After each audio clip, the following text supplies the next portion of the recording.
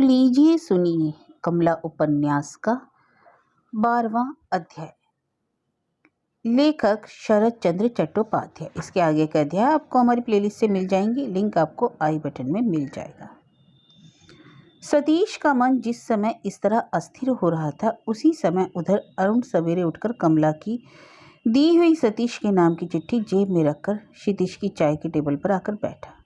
इधर उधर की बातचीत, अखबारों की खबरों का जिक्र, चाय की प्याली, सिगरेट का धुआं, बाहर की बूंदाबांदी और बंद कमरे के भीतर की उमस के भीतर क्षितिज अरुण से पूछ बैठा, कुछ बरसते में ही अपने गांव जाओगे? अरुण ने सिर हिलाकर कहा, नहीं, जरा हरेंद्र बाबू से मिल लूं तब जाऊंगा। क्षितिज कह उठा, लखनऊ जाओगे?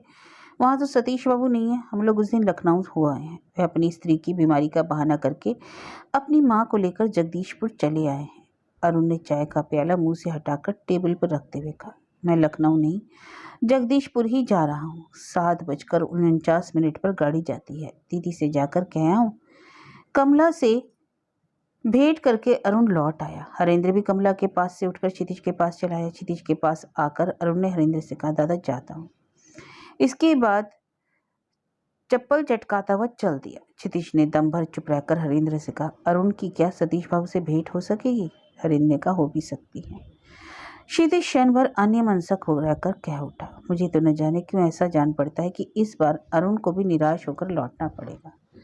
हरेंद्र ने कुछ उत्तर नहीं दिया। अपने मन में ना जाने क्या सोचने लगा। सवेरे 7:49 पर कलकत्ते से चलने वाली पैसेंजर गाड़ी लगभग 10 बजे के अरुण को जगदीशपुर स्टेशन पर उतारकर चली गई। अरुण अपना बैग और छाता प्लेटफार्म की लकड़ी के सहारे रखकर एक गाड़ी की तलाश में बाहर फाटक की ओर चला। उसने देखा एक तमाशा खेलने वाली यात्रा मंडली के आदमी 4-5 बैलगाड़ी पर जो कि वहां मौजूद थी दखल जमाए पहले से ही डटे हैं। उन गाड़ियों में उनका साज सामान, हारमोनियम, तबला वगैरह ठसाठस भरा है। उन आदमियों में से कोई पान चबा रहा है, कोई बीड़ी सिगरेट फूंक रहा है, कोई बंसी बजा रहा है, कोई गुनगुना रहा है, कोई हंसी दिल लगी में मशगूल है, तो कोई गाड़ी वाहन को जल्दी चलने के लिए डांट रहा है। उन विविध आकृति प्रकृति के लोगों को देखकर अरुण को बड़ा आश्चर्य मालूम पड़ने लगा। अंत में अरुण ने देखा उसकी पहचान का एक कुली 2 एस्टिलेन गैस की बत्ती सिर पर रखे चला जा रहा है। उसने अरुण को देख पाया तो उसे बुलवा कर कहा, काली गांव जाओगे क्या बाबू? लाओ अपना बैग मुझे दे दो,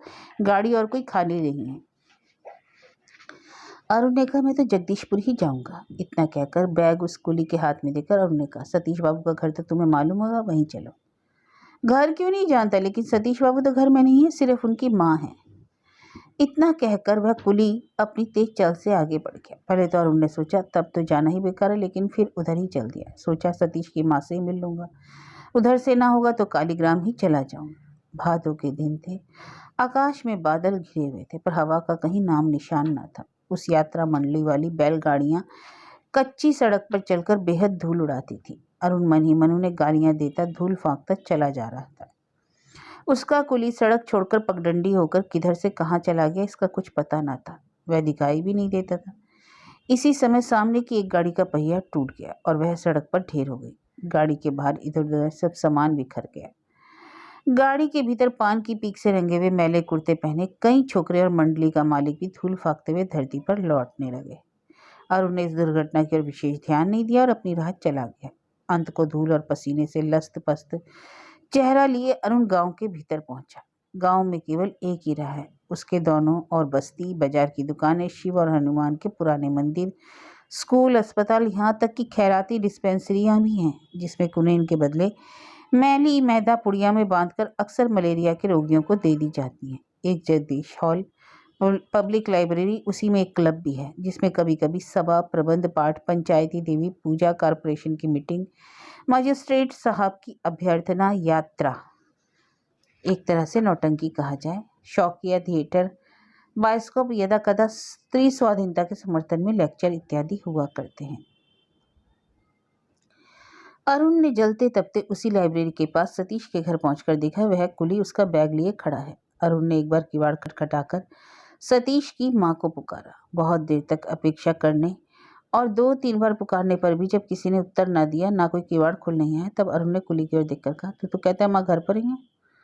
कुली ने उत्तर दिया, घर में तो है, लेकिन बुखार में बेहोश पड़ी है। अरे तो अब तक बताया क्यों नहीं? कहकर अरुण ने धक्के से किवाड़ खोलकर भीतर प्रवेश किया। भीतर आंगन के चबूतरे पर बैग रखकर कुली को मजदूर देकर अरुण ने कहा, जरा डॉक्टर बाबू को तो अस्पताल जाकर बुला दे। उसके बाद अरुण उस अंधेरी कोठरी के भीतर गया जिसमें दुर्गा देवी लेटी हुई थी। अरुण ने जाकर उन्हें पुकारा और पास जाकर पैर छुए। दुर्गा देवी ने चौंक कर कहा, कौन सतीश? अरुण ने उनके पास बैठकर कहा, सतीश नहीं, मैं अरुण हूँ। अरुण कहकर दुर्गा देवी ने अपना दुर्बल हाथ अरुण की गोद में डालकर पूछा, घर में तो सब कुशल है बेटा मेरी? इतना कहकर ही दुर्गा देवी चुप ही हो गई। एक आंसू की बूंद उनकी आंखों के कोने में ढुलक पड़ी। अरुण चटपट कह उठा, तुम्हारी बहू अच्छी है, चिंता ना करो। गंगा स्नान करने गई थी, वहां भीड़ में खो गई। हमारे गांव के हरेंद्र दादा ने देखा रास्ते में बैठी रो रही है, तो वह अपने मित्र क्षितिज के साथ उन्हें वहां से अपने डेरे पर ले गए और वहां बहुत बीमार हो गई। हरेंद्र दादा और क्षितिज दादा ने डॉक्टर बुलाकर उनका इलाज कराया, इस चीज से उनकी जान बच गई। दुर्गा देवी ने अरुण की ओर देखकर पूछा, अब वह कहाँ है? अरुण ने बिना किसी संकोच से कह दिया, अब दीदी मेरे पास है। यह कहते कहते अरुण चादर से अपना मुंह पोंछने लगा। दुर्गा देवी ने एक सांस लेकर पूछा, तो वह अव्वा? सब झूठ है, कहकर अरुण चट से उठ खड़ा और बोला, मैं बाहर जाकर देखूं, शायद डॉक्टर बाबू आए हैं। दुर्गा देवी के सामने बैठे रहना अब निरापद ना समझकर ही अरुण चटपट वहां से खिसक गया और उनके पास तभी गया जब डॉक्टर आ गए। अरुण डरता था कि दुर्गा देवी अगर कमला की बदनामी की अफवाह के बारे में अधिक पूछताछ करेंगी तो वह उत्तर ना दे सकेगा। डॉक्टर ने रोगी को देखकर कहा, टाइफाइड बुखार है, एक नर्स सेवा के लिए इनके पास रखने की जरूरत है। डॉक्टर ने यह भी कहा, गांव में कुछ बदनामी फैल जाने के कारण कोई पास पड़ोस का आदमी इनके पास खड़ा नहीं होना चाहता, सेवा करने की तो बात दूर है। डॉक्टर की बात बीच में ही काटकर उन कह दिया, इस जिक्र को इस समय जाने दीजिए, आज की रात भर रहने के लिए आप अपनी पछाई दासी को इनके पास भेज दीजिए। मैं आज ही कलकत्ते से एक नर्स लाने जाता हूँ, कल अवश्य आ जाऊंगा। तब तक आप इनकी देखरेख कर सके तो बड़ी कृपा होगी। जरूर देखरेख रखूंगा, कहकर डॉक्टर बाबू चले गए। यह रामकिशन मिशन के आदमी थे, उसी मिशन की ओर से जो अस्पताल सेवा आश्रम इस गांव में था उसके डॉक्टर थे। कोई पेशेवर डॉक्टर होता तो शायद अरुण की प्रार्थना पर ध्यान न देता। डॉक्टर को विदा करके अरुण ने दुर्गा देवी के पास आकर कहा, सतीश का पता क्या है माँ? उन्हें एक तार भेजूंगा। उसको तो तार मिल नहीं सकेगा बेटा, वह तो वैराग धारण करके हिमालय पहाड़ पर चला गया। तो फिर क्या किया जाए? मैं तो आज ही तुम्हारी सेवा के लिए नर्स को लाने कलकत्ता जा रहा हूँ। नर्स का नाम सुनते ही दुर्गा देवी ने बहुत सिकोड़ कहा, ना नर्स ना, कोई ज़रूरत नहीं, तुम लोग तो दीदी को ले आऊँ? हाँ यही अच्छा होगा, कहकर दुर्गा देवी ने धीरे धीरे आंखें मूंद ली। फिर कहने लगी, बहू से कहना मैंने उस अफवाह और उस बेनामी चिट्ठी पर तनिक विश्वास नहीं किया और न कभी कर सकती हूँ। मेरी बहू साक्षात सती लक्ष्मी। अरुण की आंखों में आंसू भर आए। उसी समय डॉक्टर की भेजी हुई दासी रामकली आकर उपस्थित हुई। उसे देखकर अरुण ने कहा, अच्छा आज रात भर के लिए मैं इस दासी को तुम्हारे पास रखे जाता हूँ माँ, कल दीदी को जरूर लेकर आ जाऊंगा, मेरा बैग यहीं रखा रहेगा। दुर्गा देवी के पैर छूकर अरुण जाने वाला ही था कि इतने में दुर्गा देवी ने उस दासी से कहा, देखो उस कोठरी में कुछ बताशे और एक डाब रखा हुआ है, लाकर अरुण को दे दो। अरुण 4 बताशे मुंह में डालकर डाब का सब पानी पीकर मुंह पहुंचते पहुंचते फिर स्टेशन की तरफ चल दिया। पब्लिक लाइब्रेरी के पास अरुण का परिचित मित्र यतिन एक बांस काटकर उस पर गैस की हंडी बांधने में लगा हुआ था। अरुण को देखकर वह बैठा, अरे कहाँ जा रहे हो अरुण, कब आए? तुम्हारा चेहरा इतना सूखा और उतरा हुआ क्यों है? कुशल तो है? पढ़ना लिखना तो चल रहा है ना? आज यहाँ जलसा है, रात को कलकत्ते की एक नामी मंडली अभिमन्यु वध का तमाशा खेलेगी, आना जरूर। इसी तरह वह प्रश्न पर प्रश्न करता रहा। अरुण ने सबका केवल एक ही उत्तर दिया, सतीश बाबू की माँ बहुत बीमार है। अरुण के मुंह से सास की सख्त बीमारी का हाल सुनकर कमला रोने लगी, खासकर जब अरुण ने यह बतलाया कि सतीश बाबू का पता नहीं, शायद वह इस समय हिमालय की किसी कंदरा के अंदर बैठे तपस्या कर रहे हैं। उन्हें माँ की बीमारी का समाचार देना भी असंभव है। तब कमला का बुरा हाल हो गया। एकाएक किस कारण से घर छोड़कर सतीश चला गया, यह रहस्य मन ही मन सब लोग समझ गए, लेकिन मुंह से कोई इस बारे में कुछ ना कह सका। अरुण ने कहा, केवल इतना ही नहीं, डॉक्टर कहते हैं कि बदनामी का हाल सुनकर कोई उनके पास फटकता नहीं, कोई बुढ़िया के मुंह में बूंद और पानी डालने का रवादार नहीं।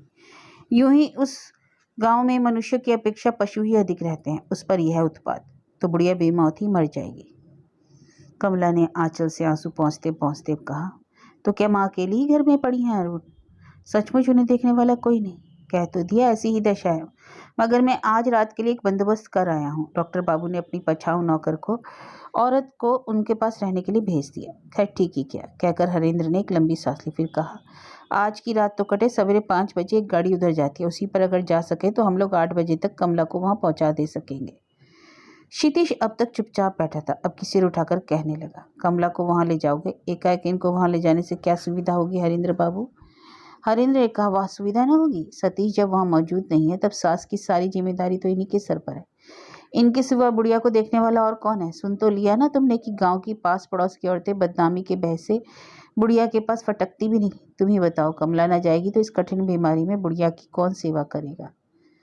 क्षितिज वास्तव में एक ख्याली आदमी था। वह ना तो अत्यंत विलक्षण था, ना आदि से अंत तक सोच विचार कर होशियार होकर काम करने का उसका स्वभाव था, किंतु भीतर की एक गुप्त वेदना ने कुछ दिनों से उसकी दृष्टि को बहुत तेज कर दिया। उसने क्षण भर चुप रहकर कहा, तुम्हारा यह कहना ठीक है अरविंद, मुझे जान पड़ता है उनकी बीमारी की खबर मोहल्ले की औरतें नहीं जानती, कारण मेरा भी तो घर देहात में है। वहां आज तक यह कहे नहीं सुन पाया कि बाप के घर से बहू गायब हो जाए तो उसके लिए सास की सांसत उठानी पड़े, और इसी दोष के ख्याल से पास पड़ोस की औरतें बीमार के मुंह में एक बूंद भर पानी डालने को भी तैयार नहीं होती। इतनी बड़ी तोहमत भी उनके सिर मरना ठीक नहीं हरेंद्र बाबू। क्षितिज के इस कथन में बहुत कुछ सत्य का अंश होने के कारण हरेंद्र को हतप्रतिभ होना पड़ा। उसने लज्जित स्वर में कहा, खैर बहस बहस के लिए मान लो कि औरतें खबर पाकर बुढ़िया की सेवा कर सकती हैं क्षितिज बाबू, लेकिन दो एक बार देख जाने और एक आध बार दवा पथ्य वगैरह की खबर ले लेने के सिवा क्या इतने कठिन टाइफाइड ज्वर में दिन रात पास बैठकर रोगी की सेवा वे कर सकती हैं? इतना बड़ा बोझ उनके सिर लाद कर निश्चिंत होकर बैठे रहना तो ठीक नहीं। क्षितिज ने कहा, टाइफाइड ज्वर ही है, यह भी तो निश्चित रूप से नहीं कहा जा सकता। कम से कम केवल एक दिन के ज्वर को इतनी बड़ी बीमारी कहना मेरी समझ में नहीं आता। तो फिर क्या किया जाए, तुम्हें बतलाओ। अब तक अरुण बड़ों की बातों में नहीं बोला था, चुपचाप सुन रहा था। अब की बार बोल उठा, मैं इतना ही सुन पाया कि दीदी की सास सवेरे से बेहोश है, लेकिन बुखार आज ही है या पहले कई दिन से ये तो मुझे मालूम नहीं, शायद उन्हें कई दिन से।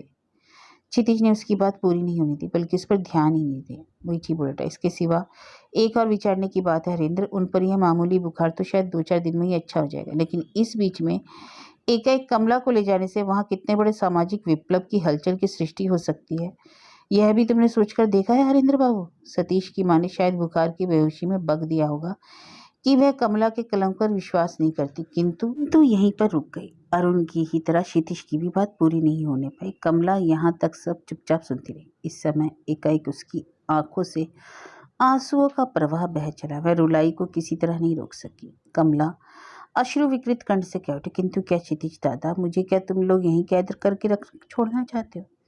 मेरी सास सख्त बीमार है, वह उनके पास नहीं है, ऐसी अवस्था में भी ना जाऊंगी तो कब जाऊंगी?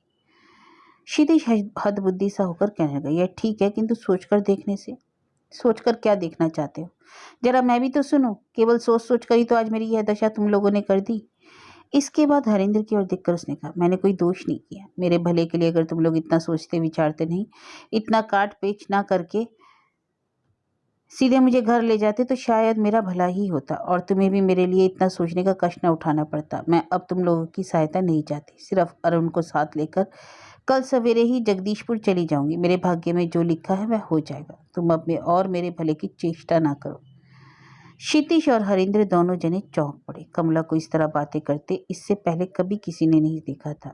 इस बात को शायद वे दोनों ही जने बिल्कुल भूले हुए थे कि अपनी भलाई बुराई के बारे में कमला की अपनी व्यक्तिगत कोई राय भी है। उसके भाग्य को धिक्कार देने के सिवा और उसके संशोधन का सारा भार दूसरों को सौंप देने के अलावा कमला भी अपने मन में कुछ सोच विचार सकती है।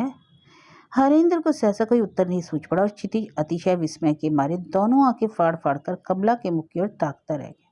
लेकिन वे अच्छी तरह समझ गए कि उन दोनों की सम्मिलित दुश्चिंता को भी पीछे छोड़कर एक आदमी की घबराहट कहाँ तक पहुंच गई है। कमला ने चटपट आंसू पोंछकर कहा, तुम लोग यह न समझो क्षितिज चाहता कि मैं तुम्हारी दया कभी भूल सकूंगी, किंतु आज मैं तुम लोगों से हाथ जोड़कर प्रार्थना करती हूँ। यह कहते कहते कमला की आंखों से और भी जोर से आंसू गिरने लगे, किंतु अब की कमला ने उन आंसुओं को पोंछने की कुछ भी चेष्टा नहीं की। वह उसी सिलसिले में हाथ जोड़कर कहने लगी, मेरे कारण तुम दोनों जनों ने कितना दुख और कष्ट उठाया ये मैं अच्छी तरह जानती हूँ और भगवान भी जानते हैं, किंतु अब मैं तुम्हें एक दिन भी खलना या देर करना नहीं चाहती। आज से मैंने अपने दुर्भाग्य का सारा भार अपने सिर पर लाद लिया। क्षितिज दादा, एक दिन तुम मुझे जैसे रास्ते से उठा लाए थे, मेरी जान बचाई थी, वैसे ही आज मुझे केवल आशीर्वाद दो कि इस कठिनाई को भी पार करके लग जाओ, तुम्हें फिर दुख देखने लौट कर ना आऊं। क्षितिज ने मुंह फेरकर जान पड़ा अपने आंसू छिपाने की कोशिश की और हरेंद्र ने कहा, हम दोनों जने यही आशीर्वाद देते हैं कमला। मैं कहता हूँ तेरी यह विपत्ति अवश्य ही दूर हो जाएगी, लेकिन कल सवेरे मैं भी क्या ना तेरे साथ चलूं? कमला ने सिर हिलाकर कहा, ना। हरेंद्र उत्तेजना के साथ क्या उठा, ना क्यों? मैं अगर तेरा सचमुच बड़ा भाई होता तब तू ना कर पाती? उसकी आखिरी बात सुनकर इतने दुख में भी कमला का मुख लज्जा से लाल हो उठा। उसने सिर नीचा करके वैसे ही चुपचाप सिर हिलाकर कहा, ना। उसकी यह लज्जा हरेंद्र से छिपी नहीं, लेकिन उन दोनों के नाम से जो यह लज्जाजनक अपवाद फैल रहा है उसे वह रत्ती भर भी स्वीकार नहीं करता, उसकी तनिक भी परवाह नहीं करता। यही बात तर्क के साथ जताने के लिए हरेंद्र तीव्र स्वर में कह उठा, तू क्या यह सोचती है कमला कि मैं झूठी बदनामी से डरता हूँ या पिताजी के अनुचित दंड की परवाह करता हूँ? मैं तेरे साथ गांव जरूर जाऊंगा, देखे गांव में कौन मेरे मुंह पर कुछ कहता है उसका जवाब मैं दे सकूंगा, किंतु अरुण नहीं दे सकेगा, वह अभी बालक है। कमला ने दोनों सजल नेत्रों से हरेंद्र की ओर देखकर, यह सच है कि अरुण जवाब न दे सकेगा, लेकिन तुम्हारे भी जवाब देने की जरूरत नहीं। अपना बोझ मुझे खुद उठाने दो, मेरी समस्या को अब और भी उलझन में ना डालो। हरेंद्र, गांव के लोगों की प्रकृति के बारे में एक बार विचार करके देख कमला, वहां अकेले जाने पर तेरे भाग्य में क्या घटित घटना हो सकती है यह मैं सोच नहीं पाता। कमला जैसे क्लांत हो पड़ी, उसमें अब और जवान लड़ाने की, सवाल जवाब करने की शक्ति नहीं रही। धीरे से बोली, वही जाने। इतना कहकर दोनों हाथ जोड़कर सिर से लगाकर किसी उद्देश्य से जैसे प्रणाम करके तेजी के साथ वहां से उठकर दूसरे कमरे में चली गई। कुछ देर तक किसी के मुंह से कोई बात नहीं निकल सकी, सभी जैसे पत्थर की मूर्ति बने बैठे रहे। दम भर बाद अरुण ने कहा, लेकिन मैं एक सुविधा कराया हूँ हरेंद्र दादा, सतीश बाबू की माँ से कह आया हूँ कि दीदी खो जाने के बाद से अच्छी हो जाने तक बराबर मेरे पास ही है। तुम लोगों का नाम भी अवश्य ही उसके साथ लिया था, ठीक नहीं किया दादा? हरेंद्र ने कहा, दूर पागल, तू अभी बच्चा है, कमला तेरे पास कलकत्ते में है, इस बात पर क्या कोई विश्वास करेगा? क्यों जी क्षितिज? क्षितिज ने एक बार चौंक कर बोला, हाँ।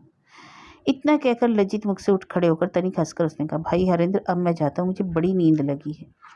इतना कहकर वह मतवालों की तरह लड़खड़ाता हुआ ऊपर चला गया। अपने घर में उन लोगों का कोई ख्याल न करके क्षितिज का इस तरह उठकर चले जाना उसके स्वभाव के इतना विरुद्ध था कि हरेंद्र और अरुण को विस्मय की सीमा न रही। लेकिन सचमुच ही क्षितिज में आज इस प्रकार के शिष्टाचार की ओर कोई ध्यान देने की शक्ति नहीं थी। बहुत देर से अन्यमनस्क पड़ा था। वह सब जो आलोचना और बहस हुई थी उसमें कोई भी बात शायद ही उसके कानों में गई। उसके कानों में केवल एक ही बात बारंबार प्रतिध्वनित हो रही थी। सब जाहिर हो गया। उसके मन की एकांत अंधेरी कोठरी में जितना पाप संचित हो उठा था वह सब कमला के आगे प्रकट हो गया। अब उससे कुछ छिपा हुआ नहीं है। इसी से वह आशिकारी से डरी हुई हिरनी की तरह वहां से तुरंत जल्दी से जल्दी भाग जाना चाहती है। आज उसका सब यत्न, सब सेवा, सारा परिश्रम एकदम व्यर्थ और बिल्कुल निरर्थक हो उठा।